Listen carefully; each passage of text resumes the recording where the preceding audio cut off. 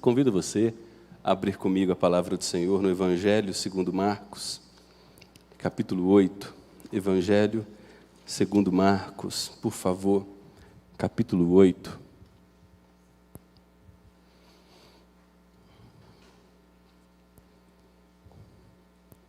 Você sabia que nem sempre o Jesus que nós dizemos crer é o Jesus real? Nem sempre o Jesus que nós cultuamos é o Jesus revelado nas Escrituras. E para que nós cultuemos a Deus verdadeiramente, é indispensável que nós conheçamos corretamente a Jesus Cristo. Jesus se revelou a uma mulher no poço da cidade de Samaria, com a vida toda quebrada. E ele disse: vem a hora, e essa hora já chegou, em que as pessoas que adorarão o Pai, o adorarão em espírito e em verdade. Para que nós adoremos a Deus em espírito, é fundamental que nós conheçamos a verdade. É fundamental que nós conheçamos o que as Escrituras revelam a respeito de Jesus Cristo. E é muito possível que nós tenhamos uma longa trajetória de vida religiosa, sem conhecer corretamente Jesus Cristo. Os discípulos haviam caminhado com Jesus já próximo dos 3 anos, e eles não conheciam Jesus corretamente. E o sinal que Marcos registra no capítulo 8, do verso 22 ao verso 26, revela justamente isso. A visão nublada, a visão imperfeita, a visão não completa que os discípulos tinham a respeito de Jesus Cristo. Note o que Marcos 8, verso 22 a 26 registra. Então chegaram a Betsaida, uma aldeia pequena, e lhe trouxeram um cego, e pediram a Jesus que tocasse nele. Jesus, tomando o cego pela mão, levou-o para fora da aldeia.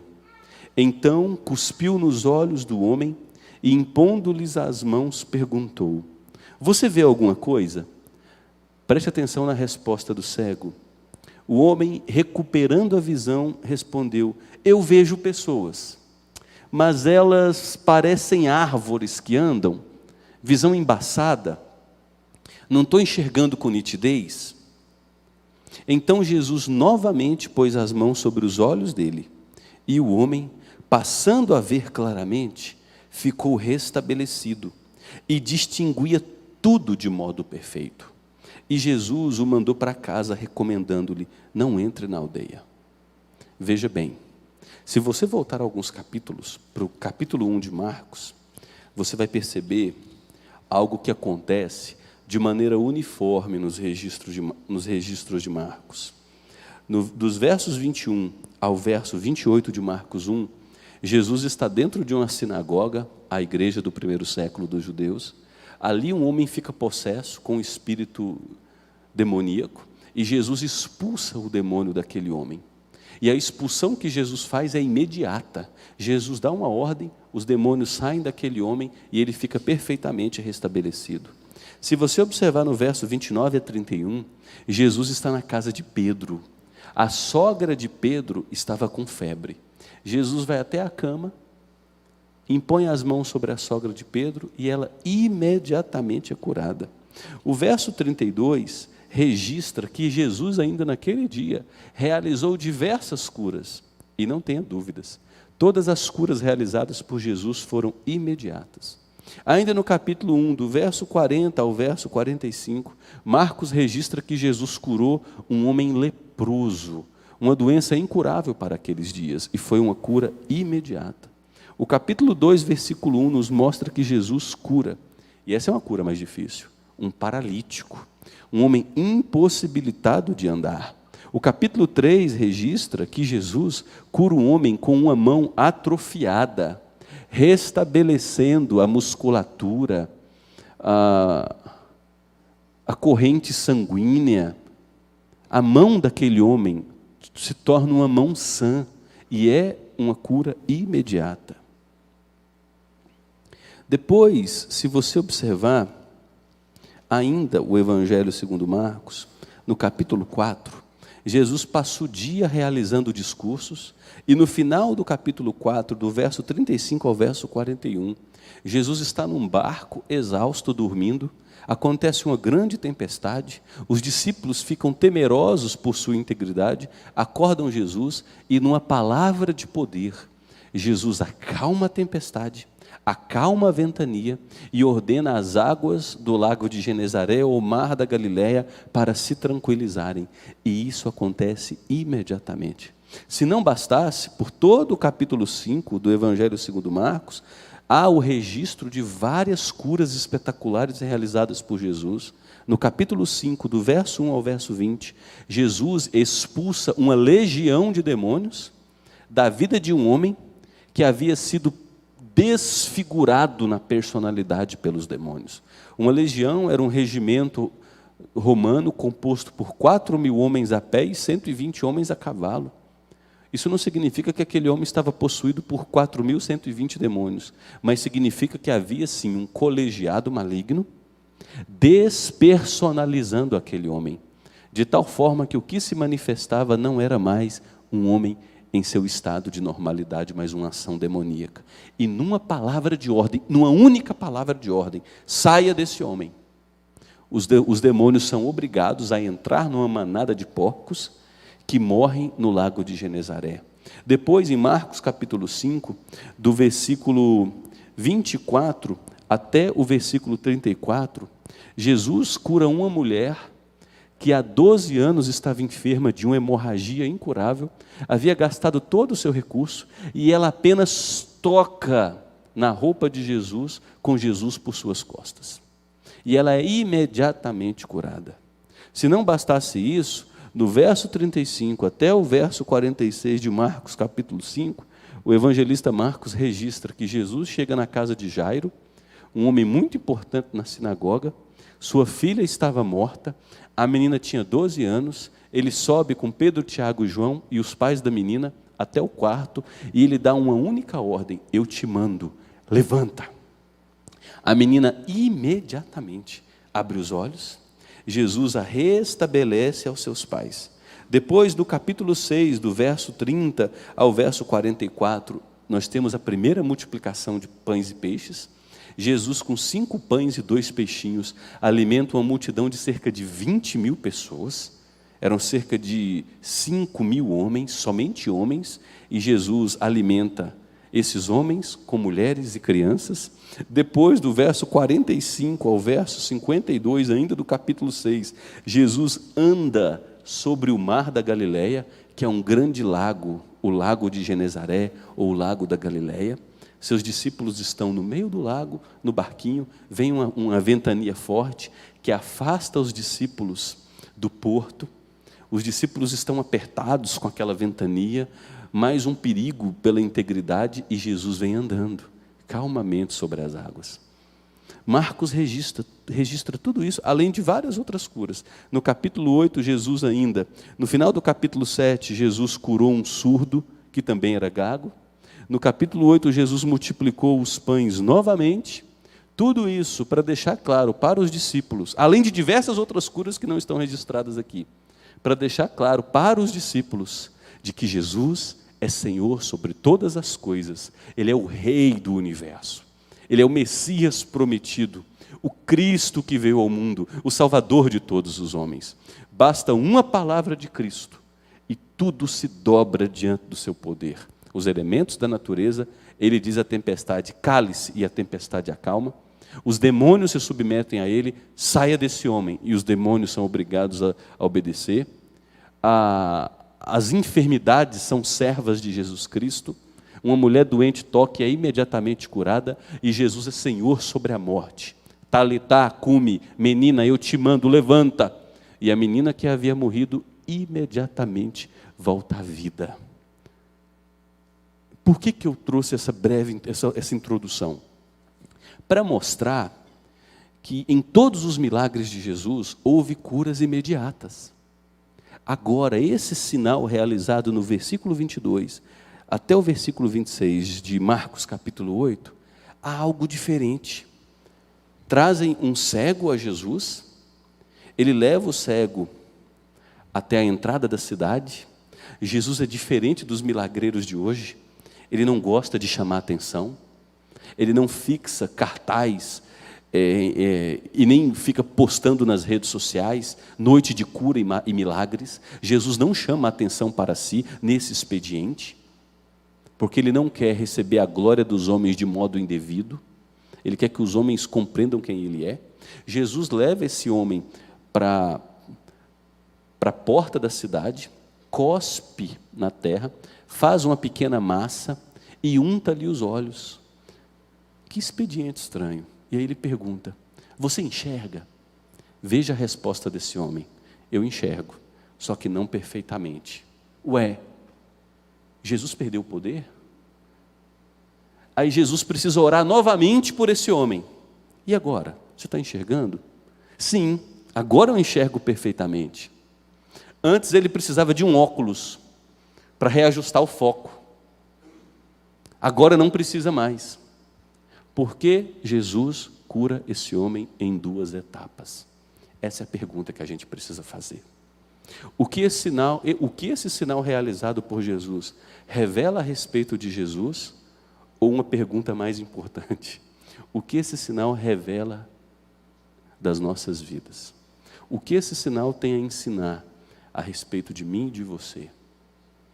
E eu quero dizer que, eu quero provar pelas Escrituras, que esse sinal não tem como propósito revelar algo diferente acerca de Jesus, porque Marcos já havia revelado que Jesus, Ele é o Deus da vida, o Senhor dos senhores, o Cristo da glória.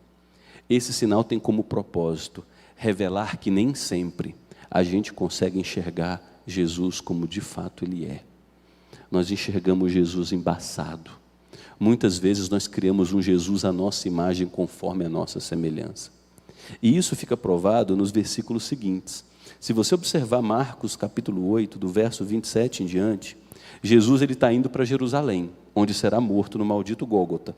Então Jesus e os seus discípulos foram para as aldeias de Cesareia de Filipe. E agora no caminho, quase 3 anos de ministério, Jesus olha para os seus discípulos e pergunta: quem as pessoas dizem que eu sou? O que o povo está falando a meu respeito? Multidões seguiam Jesus. O nome de Jesus estava na boca de todo mundo. E os discípulos começam a responder: uns dizem que o Senhor é João Batista. É impossível que Jesus fosse João Batista, porque João Batista era primo de Jesus. Ele havia sido batizado por Jesus. João Batista havia sido decapitado sob as mãos de Herodes. Outros dizem que tu és um grande profeta. Outros dizem que tu és Elias. Elias reencarnou. Só que a Bíblia condena a reencarnação. A Bíblia diz na carta aos Hebreus, capítulo 9, versículo 27, que aos homens está ordenado morrerem uma só vez. Depois da morte vem o juízo. Não tem esse negócio de eu morrer, reencarnar. Isso é uma heresia, não existe. Nós temos uma única vida. Nos rendemos a Cristo aqui nesta vida ou não. Seremos salvos aqui por meio da nossa fé em Cristo Jesus ou não. Então ele não é Elias. E agora Jesus olha para os seus discípulos no verso 29 e pergunta: e vocês? Pedro, você me viu colocar as mãos sobre a tua sogra e ter curado ela imediatamente. Vocês me viram curar um paralítico de nascença. Vocês me viram purificar leprosos. Vocês me viram andar sobre as águas. Vocês repartiram 5 pães e 2 peixinhos e alimentaram uma multidão e ainda recolheram 12 cestos cheios. Vocês me viram andar sobre as águas. Vocês me viram expulsar demônios. Vocês me viram ressuscitar mortos. Vocês me viram curar enfermos que foram condenados pela medicina moderna. Vocês me viram realizar proezas imbatíveis que apontam para o fato de que eu sou Deus. Quem vocês dizem que eu sou? Eu não quero saber da multidão, eu me importo com vocês. E olha a resposta que Pedro dá a Jesus: o Senhor é o Cristo. Essa resposta é importante demais. Cristo significa o ungido de Deus, o esperado pelo povo de Deus, o cumprimento de todas as promessas do Antigo Testamento, o profeta maior que Moisés que chegaria, o filho de Davi que se assentaria para sempre no seu trono, aquele por meio de quem todas as bênçãos de Deus seriam distribuídas a nós. O Senhor é o Cristo. E aí você vai dizer: cara, Pedro é maravilhoso, hein? Que revelação fascinante. Será? No verso 30, Jesus faz uma advertência, no mínimo, inusitada. Então Jesus os advertiu de que a ninguém dissessem tal coisa a seu respeito. Jesus estava dizendo: eu sei, eu sou o Cristo, mas não contem que eu sou o Cristo para ninguém. Não é para contar. Por que não é para contar? Porque os discípulos não criam em Jesus como Jesus bíblico. Os discípulos haviam criado um Jesus que não era o Jesus real. Como assim? A gente vai perceber isso no texto que segue. No verso 31 do capítulo 8, Marcos revela que Jesus começou a ensinar aos seus discípulos. Olha o que Jesus começou a ensinar: que era necessário que o Filho do Homem sofresse muitas coisas, fosse rejeitado pelos anciãos, pelos principais sacerdotes, pelos escribas, fosse morto e depois de 3 dias ressuscitasse. Olha a nota que Marcos insere. E isto Jesus expunha aos seus discípulos claramente. Júlio, eu vou morrer, 3 dias depois vou ressuscitar. Serei traído pela liderança religiosa. Serei cuspido, maltratado, humilhado e rejeitado. Mas 3 dias depois ressuscitarei. Está claro ou não está? Está claro. Aí agora veja o que Marcos registra no versículo 32. O mesmo Pedro, que havia acabado de declarar que Jesus é o Cristo, o Messias, agora chama Jesus à parte e começa a repreendê-lo. Jesus, vem cá. Isso não é um conselho? A gente elogia as pessoas em público e repreende no particular. Pedro era um coach já no primeiro século. Vem cá, Jesus. Pedro era um gestor, né? Vem cá, Jesus. Jesus, é o seguinte: nós deixamos tudo para te seguir. Eu cresci de uma família de pescadores, uma família pobre. E depois que eu vi o que o Senhor faz, será que o Senhor não se deu conta do seu potencial? Será que o Senhor não se deu conta ainda das possibilidades aonde a gente pode chegar por meio da sua vida? O poder que sai de sua vida, que emana de sua vida, é algo sobrenatural. Nós podemos nos tornar poderosos. Então deixa eu te dar um conselho aqui, um conselho amoroso. Para de falar de morte, não cai bem. Falar de sofrimento em igreja não dá certo, esvazia. O senhor quer perder público? O senhor quer perder membro? Falar de dificuldade? Então para com essa conversinha de morte. Aqui a gente tem que trazer afirmação, a gente tem que motivar as pessoas, encorajá-las. Essa é a chave do sucesso. Jesus, para com esse papo. Nada de coisa negativa, tá bom? O povo está sofrendo, o povo está com dificuldade, o povo vem para a igreja ferido, quer ouvir uma mensagem de consolo. Então Jesus, para com esse papo de morte. O mesmo Pedro que havia acabado de declarar que ele é o Cristo. E aí olha o que Jesus diz para Pedro, no versículo 33, saia da minha frente, Satanás.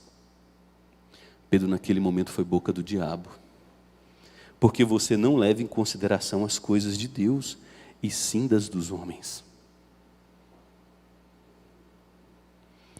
A cura daquele cego em 2 etapas, queria mostrar que nós, tantas vezes, à semelhança dos discípulos, podemos conviver com Jesus, sem conhecer a Jesus claramente. Podemos achar que sabemos algo verdadeiro a respeito de Jesus, sem enxergarmos claramente. Podemos achar que conhecemos Ele como Cristo, mas talvez não termos uma definição clara sobre a verdade. E se nós não tivermos uma definição clara a respeito da verdade de quem Cristo é, nós não conseguiremos adorar a Deus corretamente. Porque os verdadeiros adoradores adoram a Deus em espírito, mas fundamentados na verdade. Jesus, do verso 34 em diante, ele vai convocar a multidão. E ao convocar a multidão, ele tem como objetivo ensinar uma lição clara aos seus discípulos. Então, convocando a multidão e juntamente os seus discípulos, Jesus disse: se alguém quer vir após mim, tem que se negar. tem que tomar a cruz e tem que me seguir. Que discurso duro. Jesus não obedeceu Pedro. O que é tomar a cruz? Alguns dizem, poxa, eu tenho uma cruz, minha sogra. Outros dizem, eu tenho uma cruz, estou doente, estou com câncer. Essa enfermidade é minha cruz. Não, gente. Eu quero dizer que a enfermidade, por mais grave que seja, ela será uma cruz leve para você carregar. A cruz mais difícil para eu e você carregar, para mim e você carregarmos, é negar a nós mesmos. Se alguém quer ser meu discípulo, negue-se a si mesmo. Negar a si mesmo é tomar a cruz.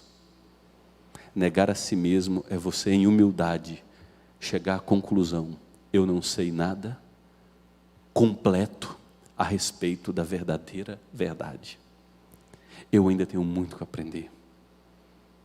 Meus sonhos, meus projetos, meu jeito de enxergar a vida, tudo isso é maculado, é misturado com vaidade, com egoísmo, com interesses nocivos.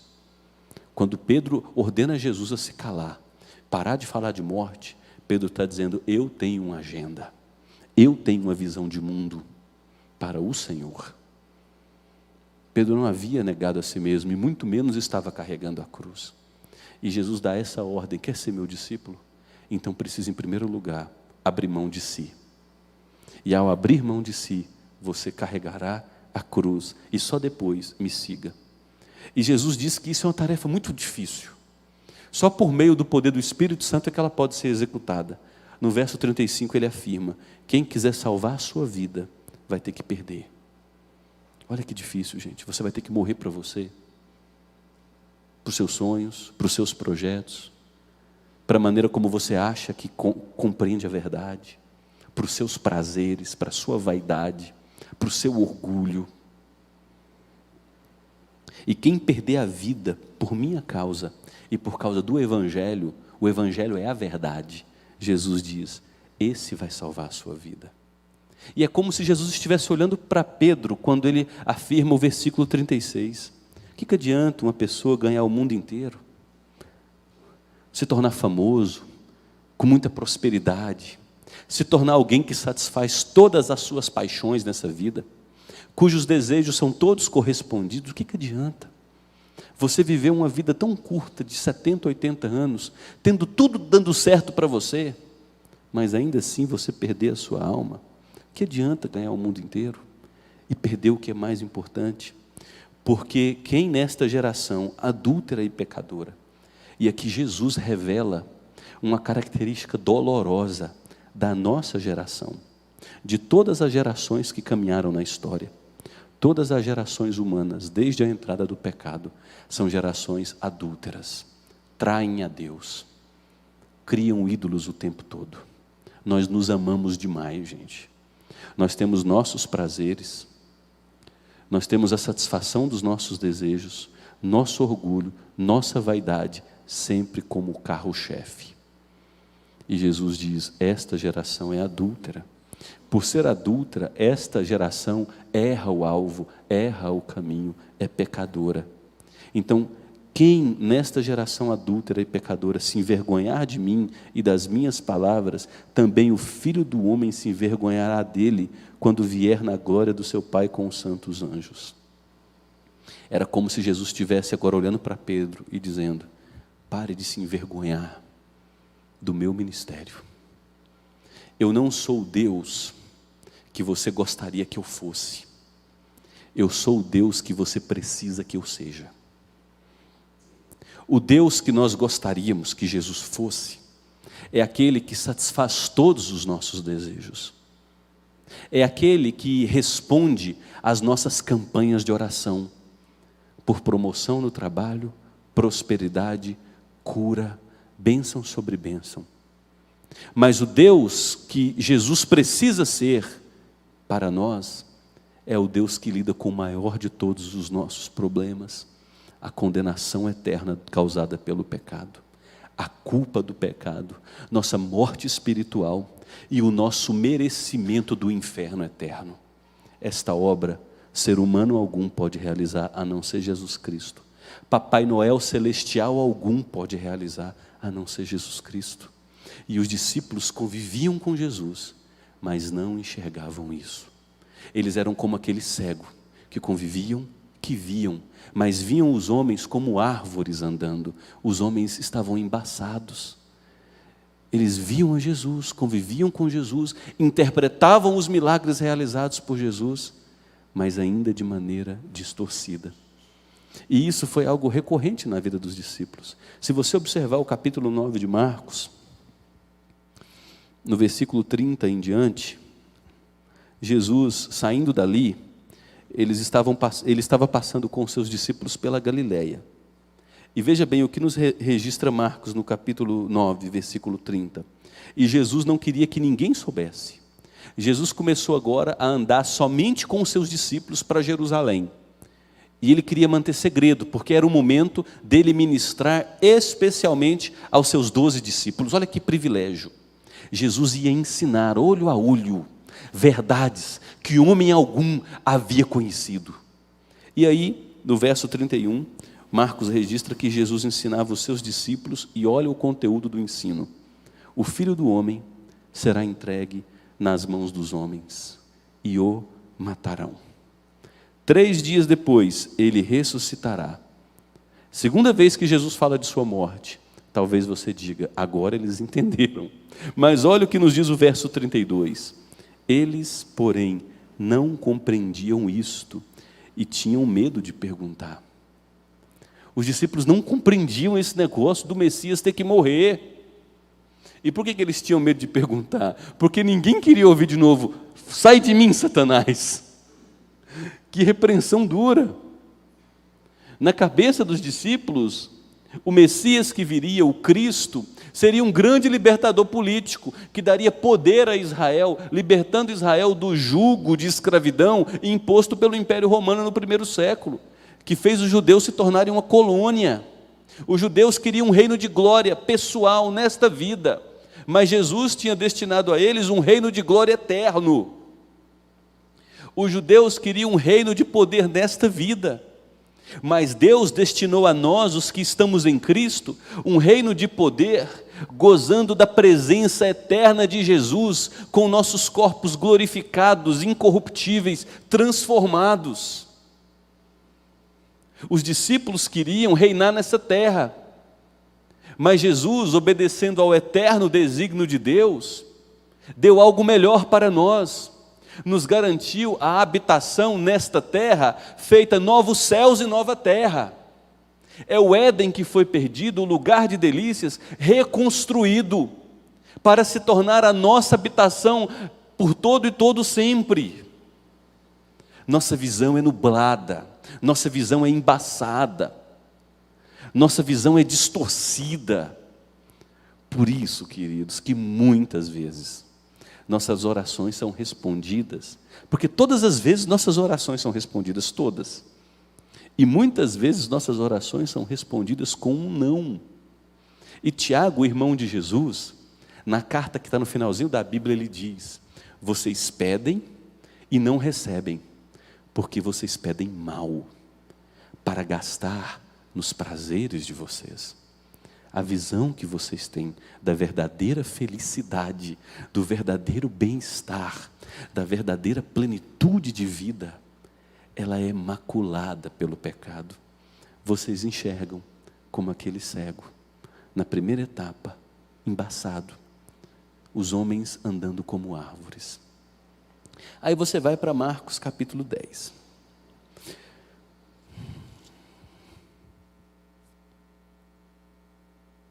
E você verá o versículo 32 de Marcos 10.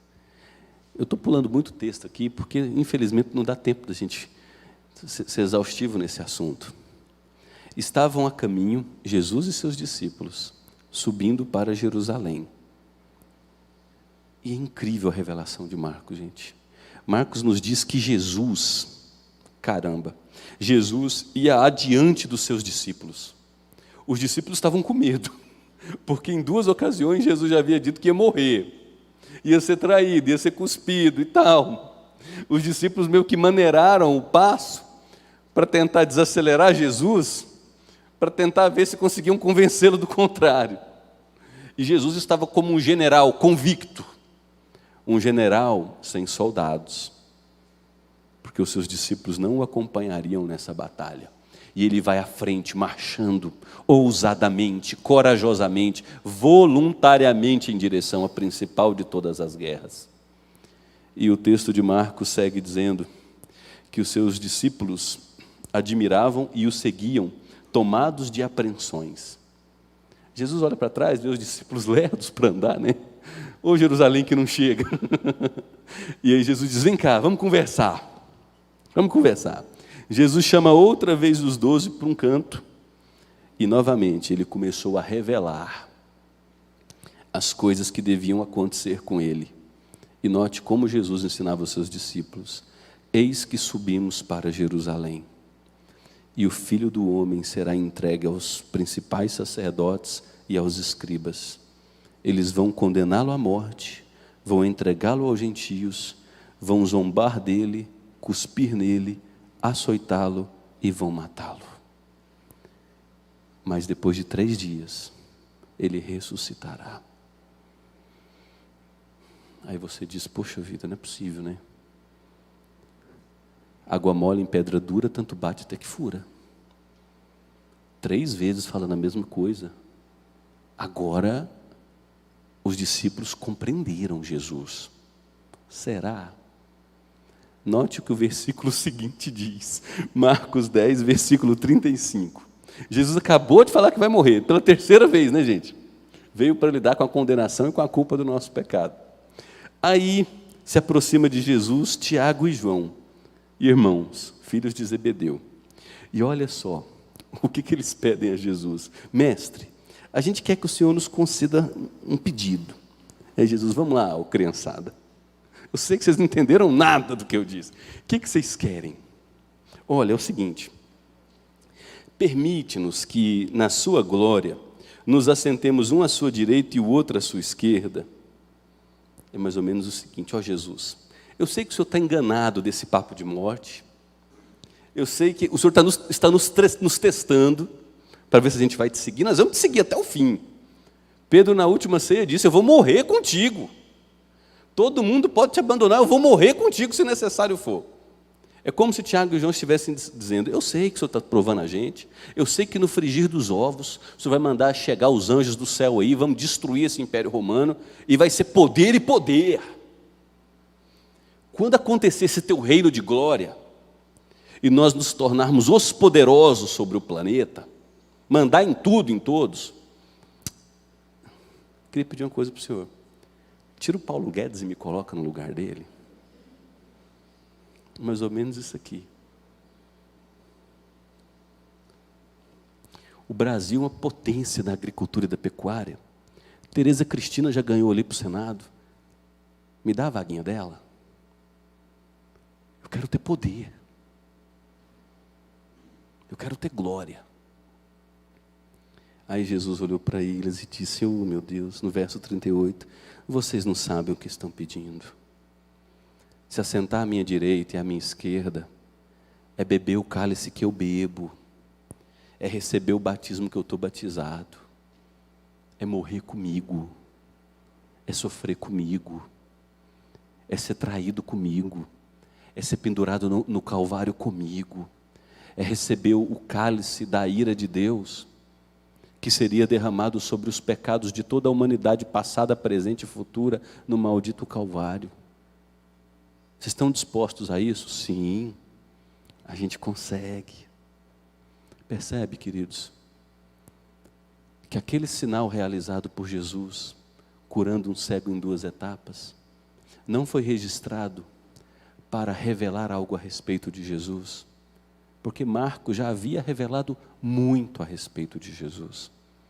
O principal propósito de Marcos era nos colocar diante do espelho e dizer que, via de regra, nós temos um compromisso com a nossa vida, com a nossa felicidade, com o nosso bem-estar, com o nosso prazer, com nossa vaidade, com o nosso orgulho, com nossa agenda, com o nosso projeto de poder. E nós criamos um Deus, a nossa imagem conforme a nossa semelhança. E adoramos a um ídolo no lugar do Deus Todo-Poderoso. Nós somos como aquele cego que enxerga, mas não enxerga com lucidez, que vê, mas não vê completamente. Para que vejamos, nós precisamos que Jesus intervenha em nossas vidas, arranque essa visão nublada, limpe nossa visão e nos faça enxergá-lo como Ele é. E quando Jesus nos faz enxergar quem Ele de fato é, o que Ele nos revela é algo muito mais bonito do Jesus que construímos. O Jesus que é a verdade conforme revelada nas Escrituras, é o Criador dos céus e da terra. É o Jesus que na eternidade, antes de qualquer coisa ser criada, nos desejou para Ele com amor eterno. Para que fôssemos salvos, Ele decretou na eternidade que no tempo certo nasceria do ventre de uma mulher pecadora, viveria vida perfeita, sofrendo bullying na escola, recebendo maus tratos de irmãos e de vizinhos, convivendo com pecadores, sendo tentado em todas as coisas, assediado pelo diabo e por suas hostes demoníacas ininterruptamente, subiria no maldito Calvário e ali seria abandonado pelo Pai. Essa expressão, abandonado pelo Pai, é uma das expressões mais dramáticas da Bíblia. Deus meu, por que me desamparou? Eu creio que isso foi o que mais deixou Jesus assustado. Porque Jesus, por toda a eternidade, goza de comunhão infinita e perfeita com o Pai e com o Espírito Santo. É um Deus, e Jesus é uma das pessoas da divindade. É a segunda pessoa da Trindade, e eternamente o Pai, o Filho e o Espírito Santo se amam de maneira completa e infinita, se perpassam numa relação de amor, e de forma que mente humana alguma consegue explicar. Na cruz o Pai abandonou Jesus, e aquilo foi a forma de tortura mais horrenda que alguém pode experimentar. E quando o Pai abandona Jesus na cruz, ali Jesus recebe o nosso inferno. Porque o que é o inferno? É a ausência da graça de Deus sendo derramada sobre nossas vidas. É a ausência da longanimidade, é a ausência da misericórdia, é a ausência da graça. A única coisa que resta é o justo juízo. E Jesus na cruz recebe da plenitude do juízo de Deus sobre o mundo condenado à morte em virtude do pecado. Esta é a verdade. E tudo isso foi realizado por amor a homens e mulheres que não merecem ser amados, indignos de misericórdia, que são peritos no pecar, que não precisam aprender a pecar. Você precisa ensinar seu filho a pecar? Talvez os meninos de vocês sejam diferentes, porque o tempo todo eu tenho que ensinar as minhas a como não pecar. Porque já nasce desde a mais tenra idade, sabendo pecar e sendo perito em pecar.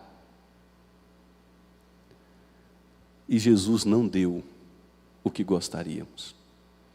Ele nos deu muito mais que isso. O que jamais conseguiríamos conquistar. E o que desesperadamente mais precisamos. Ele foi até o Calvário e nos salvou. Na cruz, Ele gritou, tetelestai, está consumado. Eu vivi vida perfeita. Fui feito objeto da tua ira. eu fui traspassado pela iniquidade deles, fui moído pela transgressão deles. O castigo que está sobre mim, para aqueles que olharem para mim, lhes trará a paz, e por meio do meu sofrimento eles serão sarados, e por meio da minha obra perfeita, eu ajuntarei as ovelhas perdidas do meu Pai, que foram amadas desde antes da fundação do mundo.